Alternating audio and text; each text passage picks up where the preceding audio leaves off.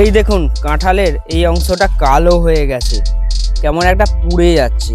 আবার ঠিক এই পাশটায় একটা বড় গর্ত, এখানটা ফুটো করেছে, পোকায় ফুটো করে নষ্ট করে দিয়েছে। তার ফলে কাঁঠালটা মোটাটা একদম শুকিয়ে গেছে, এরকম হয়ে কাঁঠালগুলো সব ঝরে পড়ে যাচ্ছে।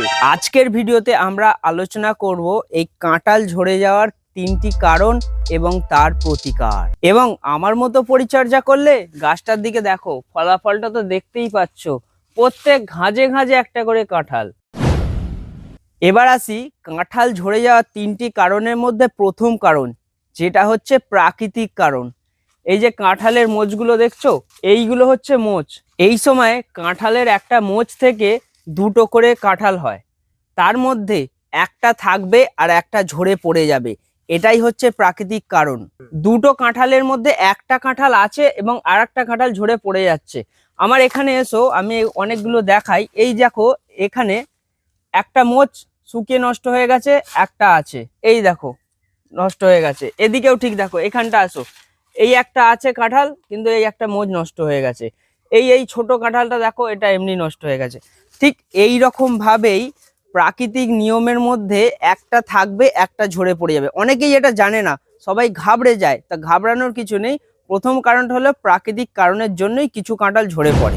এরপর আসি দ্বিতীয় কারণে। কাঁঠালের এঁচোড়টা একটু বড় হয়ে গেলে দেখবে সেটা শুকিয়ে ঝরে পড়ে যাচ্ছে। আমি উদাহরণ সমেত দেখাচ্ছি।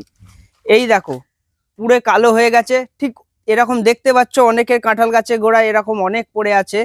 এটা কেন হয় বলো তো? এটা একটা রাইজোপাস আর্টোকর্পি নামের ছত্রাক থাকে। সেই ছত্রাকটা এই কাঁঠালের ধরে গেলে এইরকম পুড়ে কালো হয়ে নষ্ট হয়ে পড়ে যাবে। কেন ধরে জানো তো? এই এঁচোড়টার মধ্যে প্রচুর পরিমাণে শর্করা আছে। আর এই সময় বসন্তকালে, যখন শীত থেকে বসন্ত আসবে, তখন আর্দ্রতা একটু বাড়বে। এই আর্দ্রতা বাড়া আর প্রচুর পরিমাণে শর্করার কারণে এই রাইজোপাস আর্টোকর্পি ছত্রাকটা এই কাঁঠালের মধ্যে ধরে যায়। আর ধরে গেলেই কি হবে? পুরো কাঁঠালটা কালো হয়ে নষ্ট হয়ে যাবে আর মাটিতে ঝরে পড়বে। তাহলে এর থেকে প্রতিকার কি আছে? এর মধ্যে ছত্রাকনাশক প্রয়োগ করতে হবে। যেমন ম্যাঙ্গোজেব, কপার অক্সিক্লোরাইড, এইসবগুলো 10-15 দিন অন্তর পুরো এই কাঁঠালগুলোকে ভিজিয়ে দিতে হবে। তৃতীয় কারণ হচ্ছে, এই যে কাঁঠালের মধ্যে ফুটো করে দিয়েছে, কীটপতঙ্গ এর মধ্যে ঢুকে পড়ছে, ভিতরটা একদম ঝাঁঝরা করে দিচ্ছে। এটা কি পোকায় ক্ষতি করছে সেটা জানার দরকার না থাকলেও এর প্রতিকার জানাটা খুবই দরকার। দেখো ভিতরটা কি অবস্থা হয়েছে। ঠিক এই রকমই, বাইরে তো একটুখানি ফুটো দেখলাম আর ভিতরটা পুরো একদম ঝাঁঝরা হয়ে গেছে।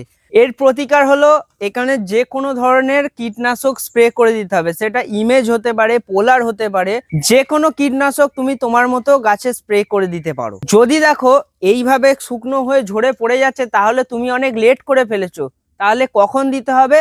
যখন কাঁঠালের মুচিটা সবে ধরছে, এই মোচগুলো ধরছে, তখন এই কীটনাশকটা জলে গুলে এই গাছের মধ্যে, মোচগুলোর মধ্যে স্প্রে করে দিতে হবে। এই যে বললাম ছত্রাকনাশক আর কীটনাশক, দুটো আলাদা আলাদা দেওয়ার দরকার নেই। এই দুটো একসঙ্গে জলে গুলে মিশিয়ে স্প্রে করলেই হবে। এই দুটো একসঙ্গেই দেয়া যায়, এতে তোমার এফোর্টও বাঁচবে এবং সময়ও বাঁচবে। এখন যে ঝরে পড়ছে, তুমি এখনো স্প্রে করে দেবে, কারণ যেগুলো বেঁচে যাওয়ার সেগুলো বেঁচে যাবে। এই ছিল কাঁঠাল ঝরে পড়ে যাওয়ার প্রধান 3টি কারণ এবং তার প্রতিকার। এই রকম ভাবে আপনার কাঁঠাল গাছ এবং কাঁঠালে পরিচর্যা করুন এবং এই রকম কাঁঠালে একদম গাছ ভরিয়ে রাখুন। এতদিনে তো আমাকে অনেকেই চিনে গেছো, কিন্তু যারা জানো না, যারা চেনো না, তাদের জন্য বলছি নমস্কার, আমি স্নেহাশিস। সবাই চাষি চ্যানেলে আপনাদের সবাইকে স্বাগত।